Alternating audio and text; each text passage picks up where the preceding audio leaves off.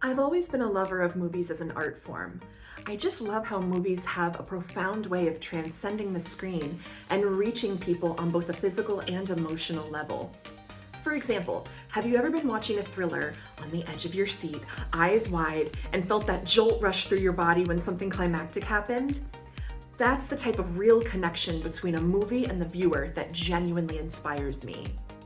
In my pursuit of mastery in the field of public relations, I aspire to work with production studios to help develop those meaningful relationships between films and their audiences. I remember back in 1999 when the movie The Blair Witch Project was nearing its theatrical release. The Blair Witch team launched a campaign claiming that the events in the movie were real, complete with a functioning website, news articles, and interviews with townspeople to support the claims, and notoriety for the movie spread like wildfire. The campaign was a key contributor to the film's success both at the box office and as a cult classic. Now, I was, in my opinion, way too young to be watching horror movies at that time, but ever since that publicity stunt, I've been obsessed with learning about how teams choose to build that sort of buzz with the public. This is where my personal turning point comes into play. Recently, another movie's promotional campaign has been capturing my attention, and that movie is the wonderful Project Hail Mary. Seeing all the behind-the-scenes videos about how the film was shot, hearing interviews with the puppeteers and writers, and watching the short-form reels that point out all the small details on screen has reinvigorated my love for the way movies are promoted. It feels like that passion has been dormant within me for a while, and it's finally coming back out to help push me in the direction of my dreams. While reading Robert Greene's book Mastery, I found myself relating closely with tech executive and roboticist Yoki Matsuoka's path to success. Like Miss Matsuoka, I also have a variety of specializations in my background that will help aid me in my pursuit of mastery. For example, I've been working as an educator since 2009, specifically teaching film production for the past 10 years.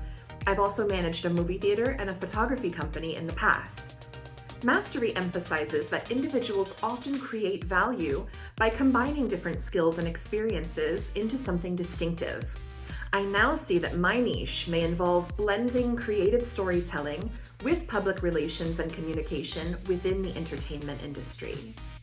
One important reflection I had was recognizing the difference between earning external validation and pursuing meaningful work. In Mastery, Greene discusses how people can become trapped on the wrong path based on money or the expectations of others rather than following their natural passion. This stood out to me because there have been moments where I questioned whether a creative career was practical or achievable.